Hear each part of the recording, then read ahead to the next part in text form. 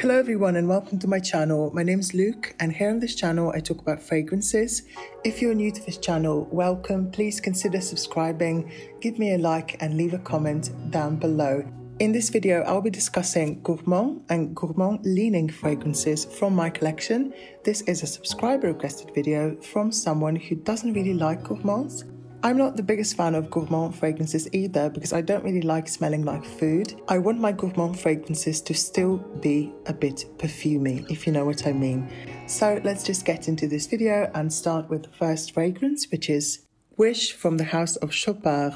This one came out in the late 90s in 1997 and it's classified as an oriental vanilla. It's a sweet, fruity, patchouli gourmand fragrance. I have a full review on my channel. I'll make sure to link it down below as well as on the screen. This fragrance is a 90s style gourmand leaning scent profile.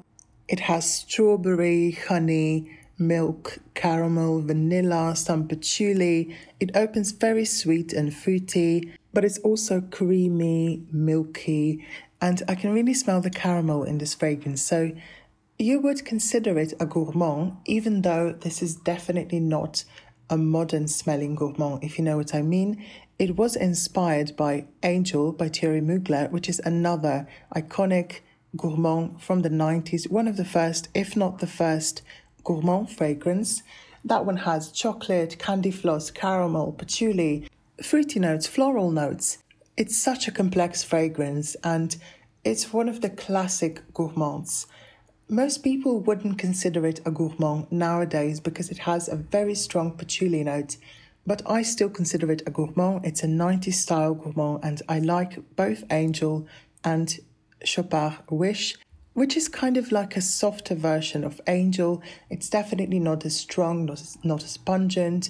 Angel has a very strong, earthy, dirty patchouli note. Wish does contain a patchouli note, but it's definitely not that in-your-face patchouli. So if you're looking for something a bit softer, something a bit simpler and more affordable than Angel, then check out Wish by Chopard. The next fragrance is another classic from the 90s and I'm pretty sure everyone knows what this fragrance smells like. It's Hypnotic Poison from Dior. It's one of my favorites. I've used up several bottles of it and now I finally own a 150 milliliter bottle. Isn't it massive? I simply adore this fragrance. It's the Eau de Toilette, by the way, not the Eau de Parfum. The nose behind it was Enique Menardo, who is one of my favorite perfumers. She also created the original Lolita Lompica. And this fragrance has a bunch of different notes, but what stands out the most to my nose is the vanilla, the almond. I can really smell the caraway seeds and maybe a bit of coconut and plum in the opening, but definitely also the musk and the sandalwood in the base. Again, I wouldn't classify this as a sweet modern gourmand. I would classify this as a classic 90s style sweet gourmand fragrance, an early gourmand, because it was one of the first gourmand leaning fragrances released. It was one of the first fragrances to use the note of almond. And along with Angel, this fragrance really started the gourmand genre and the gourmand trend in general. So that's why I like to call it an early gourmand, because it's not really a modern gourmand, is it? The opening can be a bit challenging to some and a bit too floral maybe, but once it dries down, this becomes this stunning sweet and nutty vanilla and musky, almost like salted caramel fragrance. Sometimes it smells like a patisserie, sometimes I think of almond croissants. It's sexy, cozy, delicious, but in a classic way, in a mature way. It makes me feel good, it's nostalgic, it takes me on a journey. It's such a special fragrance and it evokes something that I can't even describe. I've been wearing this for years. I never want to be without it. So that's Hypnotic Poison, the EDT from the house of Dior. The next fragrance I want to talk about is Tocade from the house of Rochas. This is an oriental floral from 1994. It was created by Maurice Roussel. And while I wouldn't consider this to be a proper gourmand, I definitely admit that it has some gourmand touches, especially in the dry down. Some people say it smells like Turkish delight.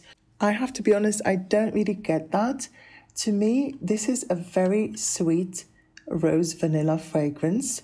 In the opening, it is a bit all over the place, but once it dries down, it's absolutely beautiful. It's sweet, vanillic, ambery, cozy, powdery. On some skin chemistries, this might lean more gourmand than on others.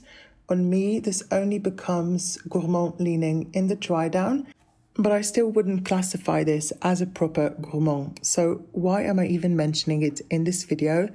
I don't know. I guess it's a good fragrance. It's a good fragrance for the gourmand hater, for someone who doesn't really like gourmands, but wants to test out something a bit sweeter that is still on the classic side. I have to say though, when this one macerates and sits for a while, it will become warmer, more vanillic, more gourmand leaning. So I think it's a good idea to buy a bottle. You can find it for around $30 euros. It's very affordable to buy a bottle and then set it aside for a while, maybe shake it every now and then. That's just what I do. Some people say you're not supposed to shake your fragrances. I don't know. I don't care. So that's Rochas Tocade. And we have a few more fragrances. All of them are vanilla fragrances because vanilla is a note that can lean very gourmand, but it can also be very classic. It really depends, you've got several different types of vanilla. Vanilla can be cakey, it can be balsamic, it can be sweet, it can be artificial smelling, it can be very complex, very mature smelling. It really depends on the type of vanilla used in the fragrance. So the next fragrance that I want to discuss in this video is Chopard Casmir. Again, another one from the 90s, and the nose behind it was Michel Almerac. This fragrance is a sweet, fruity, balsamic vanilla.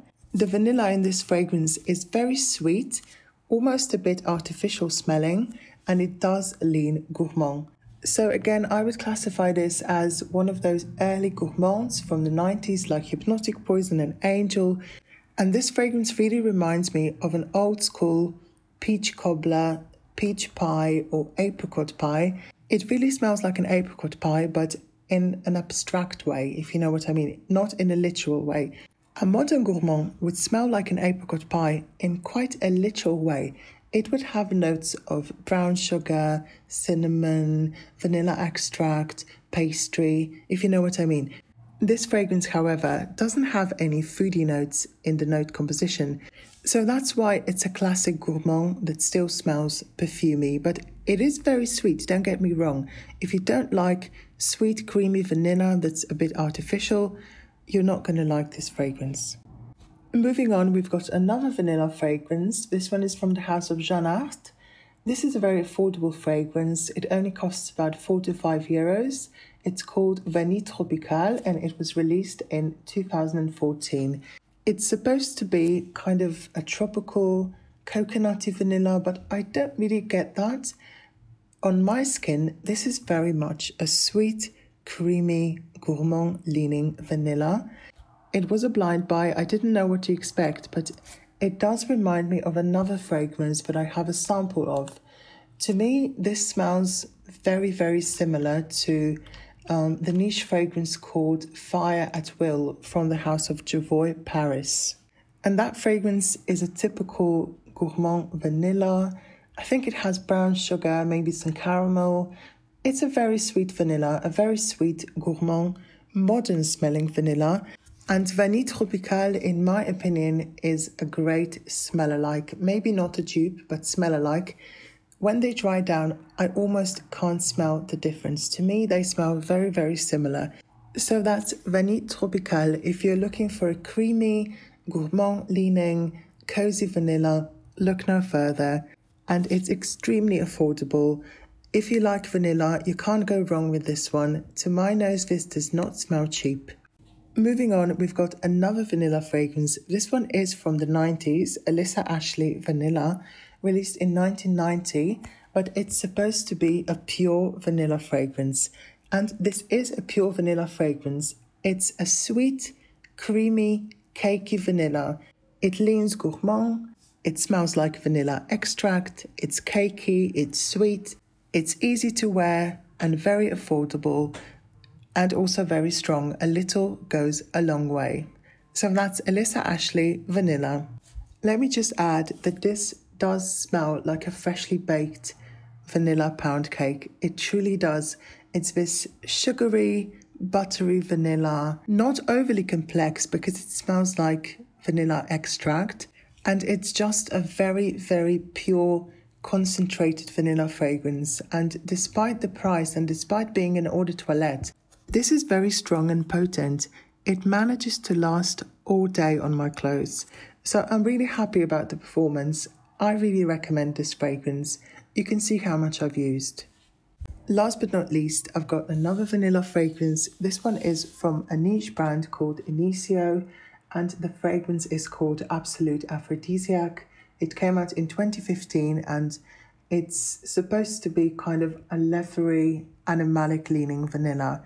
And yes, it does have a strong animalic note, but the vanilla in this fragrance is very sweet, sugary, cakey, and it's just stunning. It's sweet, cozy, comforting, but it's not a generic smelling vanilla. It has this animalic twist that makes it very unique. I have several decants of this fragrance because I refuse to buy the big bottle.